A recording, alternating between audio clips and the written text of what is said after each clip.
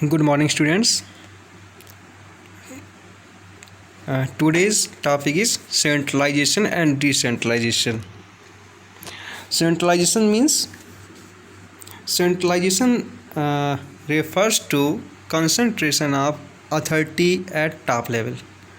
An organization is centralized when the decision making authority is in the hands of top level management only.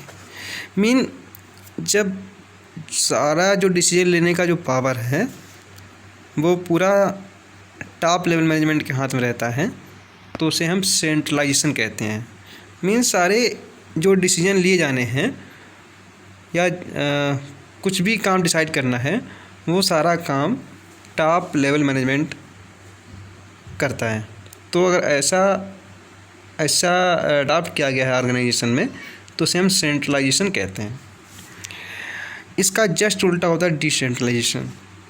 Decentralisation refers to systematic delegation of authority throughout all the levels of management and in all the department. देखो decentralisation क्या है, जो delegation है उसी को और थोड़ा उसका विस्तृत रूप है, उसका ब्रॉड रूप है। उसका जो डिसेंट्रलाइजेशन है वो सभी लेवल्स पे अप्लाई कर दिया जाता है, ठीक है, और सारे डिपार्टमेंट्स में। तो मीन्स ये है decentralisation is an expansion of delegation of authority. Under decentralisation number of decision taking points increases because authority is delegated to middle level and lower level managers to take significant important decision. Both decentralization and delegation of authority are almost similar, which leads to confusion about their meaning. दोनों एक जैसे हैं, कुछ लोगों को उसमें confusion लगता है कि दोनों एक जैसे तो अलग क्या है। Some people take them to be synonyms, but this is a misconception. The difference can be understood with the help of an example. Let us assume that a chief manager of a company assigned a job to the production manager for appointing employee needed for his division on salary less than ₹10,000. Then this will be termed as delegation of authority. Means यहाँ पे क्या हुआ, जो chief manager है company का उसने अपने production manager को अथॉरिटी दे दी कि वो अपने यहाँ एम्प्लॉय अपॉइंट करे, तो उसे हम बोलते हैं डेलीगेशन ऑफ अथॉरिटी, ठीक है। On the contrary, if this authority for appointing employees is delegated to every department head then it will be term as decentralisation. जब ये अथॉरिटी सारे डिपार्टमेंट में इसी तरह का प्रोसेस अडॉप्ट किया जाए सारे डिपार्टमेंट में तो उसे हम बोलेंगे डेलीगेशन डिसेंट्रलाइजेशन, ठीक है। जब एक डिपार्टमेंट हो तो डेलीगेशन ऑफ अथॉरिटी, जब सारे डिपार्टमेंट में हो तो डिसेंट्रलाइजेशन, ठीक है। अब बात करते हैं इम्पोर्टेंस ऑफ डिसेंट्रलाइजेशन। डिसेंट्रलाइजेशन के इम्पोर्टेंस क्या क्या है। पहला है डेवलप इनिशिएटिव एमंग सबऑर्डिनेट। दूसरा quick decision making, relief to top management, facilitate growth, democratic system, better control, ठीक है। देखो ये सेंट्रलाइज्ड एंड डिसेंट्रलाइज्ड के फिगर बना हुआ है। सेंट्रलाइज में सारा पावर एक व्यक्ति के पास है और डिसेंट्रलाइज में कई लोगों को बटा हुआ है, ठीक है। हाँ, तो हम लोग देखते हैं इंपॉर्टेंस ऑफ डिसेंट्रलाइजेशन। पहला है develop initiative among subordinate. Decentralization gives the manager at the lower level to take all those decisions which are for the betterment of organization. This helps in enhancing confidence and self-reliance among the employees. देखो जब decentralisation में लोगों को काम authority दी जाती है किसी काम को करने के लिए, तो उनका वो एक तो इनिशिएटिव उन्हें मिला तो उनका खुद का डेवलपमेंट होता है ना, उनका डिसीजन मेकिंग पावर इम्प्रूव होता है, किसका, सबऑर्डिनेट्स का, ठीक है। सेकेंड है quick decision making. In a decentralised organisation quick decisions quick decision making is possible for the lower level managers. Approval from various levels being not required, lower level managers can take much faster decision on their own. जो decentralisation organisation है वहाँ पे decision भी जल्दी ले ली जाते हैं. क्यों? क्योंकि कई जगह पे लोग काम कर रहे हैं और जो टॉप लेवल है उससे अप्रूवल की ज़रूरत नहीं है, क्योंकि सारे लोगों को अपने अपने पावर मिला हुआ है. नहीं तो वैसे क्या होता है कि कोई भी डिसीजन लिया ना तो सबसे पहले टॉप लेवल के पास जाके पूछना पड़ेगा, तो डिसीजन लेने में डिले होगा. लेकिन यहाँ पे डिले नहीं हो पाएगा, डिले नहीं होगा क्योंकि लोग खुद डिसीजन ले सकते हैं, उनके पास अथॉरिटी दी गई, उनको पावर दिया गया है ना. तो डिसीजन मेकिंग जो है वो क्विक रहता है.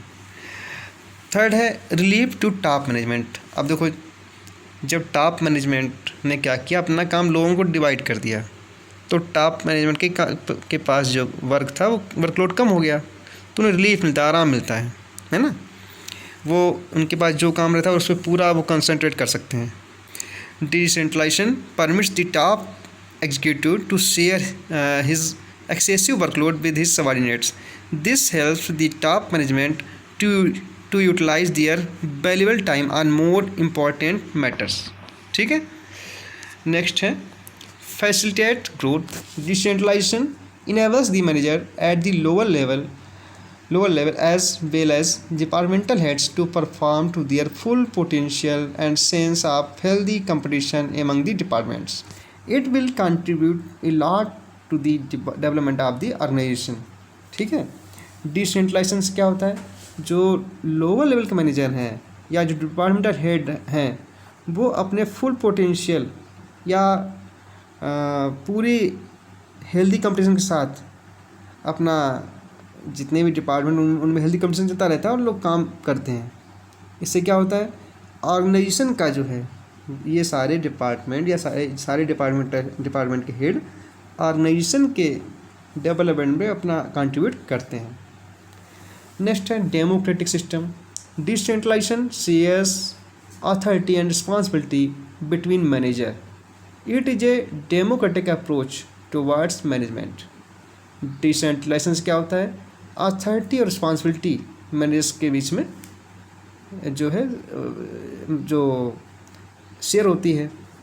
इससे जो ऑर्गेनाइजेशन है उसमें डेमोक्रेटिक सिस्टम जो डेवलप होता है. ठीक है. नेक्स्ट है better control. Decentralization leads to better control by evaluating performance of various department. Decentralization से क्या है, जो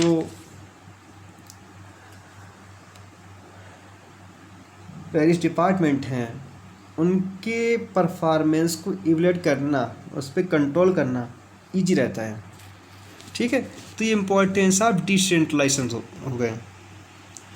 इसके बाद डेलीगेशन वर्सेस डिसेंट्रलाइजेशन, दोनों में डिफरेंस क्या क्या है इसको देखते हैं. Delegation is a compulsory act because no individual can perform all task on his own. Delegation क्या है, ये कंपल्सरी एक्ट है क्योंकि कोई व्यक्ति सारे काम नहीं कर सकता. और डिसेंट्रलाइजेशन क्या है, decentralisation is an optional policy decision. It is done at the direction of the top management, description of the top management. यहाँ पे क्या है कि ये एक ऑप्शनल पॉलिसी है, इस पे टॉप मैनेजमेंट के डिसीजन अगर होगा तो उसको अडॉप्ट किया जाएगा, नहीं होगा तो नहीं किया जाएगा, है ना. इसको देखो, ये समझ जाओ कि डेलीगेशन छोटा है, डिसेंट्रलाइजेशन बड़ा है. डेलीगेशन का ही जो अगर उसको और ज़्यादा फैला दिया जाए तो उसको ही डिसेंट्रलाइजेशन बोला जा रहा है. Scope, it has narrow scope as it is limited to superior and his immediate subordinate. ये क्या है, इसका स्कोप नैरो है क्योंकि ये सिर्फ दो ही लोगों के बीच हो रहा है, सुपीरियर एंड सबऑर्डिनेट के बीच, एक डिपार्टमेंट के दो लोगों के बीच में हो रहा है. Decentralisation it has wide scope as it employs extension and delegation to the lowest level of management. ये इसका स्कोप वाइड है ना. ये क्योंकि ये टॉप से मिडिल से लोअर से जो वर्कर हैं वहाँ तक जा रहा है और सारे डिपार्टमेंट में हो रहा है ऐसा. नेक्स्ट है पर्पस. डेलीगेशन पर्पस क्या है, to reduce the burden of the manager. Manager के बर्डन को कम करना. इसका क्या है, to increase the role of the subordinate in the organisation by giving them autonomy. Decentralisation का रोल क्या है, जो लोग ऑर्गेनाइजेशन में जो लोग काम कर रहे हैं उनका जो रोल है उसको इंक्रीज करना। आप जब उनको अथॉरिटी दी जाए किसी काम करने के लिए तो उनका रोल इम्प्रूव होगा, बढ़ेगा। ठीक है। What is delegation? Is a technique of management. Delegation क्या है? मैनेजमेंट की एक टेक्निक है। और डिसेंट्रलाइजेशन एक फिलॉसफी है मैनेजमेंट की। डिसेंट्रलाइजेशन क्या है? फिलॉसफी है मैनेजमेंट की। ठीक है। Basis grant of authority. Delegation में the authority is granted by one individual to another. इसमें क्या है, जो अथॉरिटी है, जो पावर है, एक व्यक्ति से दूसरे पर्सन को दी जाती है। और डिसेंट्रलाइजेशन में it is a systematic act which takes place at all level and at all functions in an organisation. ये एक सिस्टमैटिक एक्ट है, ये सारे लेवल्स पे, सारे फंक्शंस पे अप्लाई होता है। ठीक, सारे डिपार्टमेंट पे अप्लाई होता है। Requirement, yes it is very necessary. जो डेलीगेशन है वो तो ज़रूरी है, और डिसेंट्रलाइजेशन जो है वो ऑप्शनल है। अगर आपको लगे उससे तो आप फॉलो करो, नहीं लगे तो मत करो। अगर आप अपने पावर कंट्रोल कर पा रहे तो मत करो, कोई दिक्कत नहीं। Freedom of action. डेलीगेशन में क्या, very little freedom to the subordinate. Delegation में सबऑर्डिनेट को बहुत कम फ्रीडम दी जाती है, जबकि डिसेंट्रलाइजेशन में considerable freedom to the subordinate. जितनी उनको ज़रूरत है उतनी उनको फ्रीडम दी जाती है। तो ये हमारा इस चैप्टर का लास्ट टॉपिक था, ये हमारा कंप्लीट होता है। इसके आप लोग नोट्स बना लेंगे, है ना। इस नेक्स्ट वीडियो में इसके इसका जो केस स्टडी है उस पर डिस्कस कर लेंगे, और इसका MCQ मैं आपको भेजता हूँ, उससे आप लोग अपनी कॉपी पे भी नोट कर लेंगे। Okay, good day.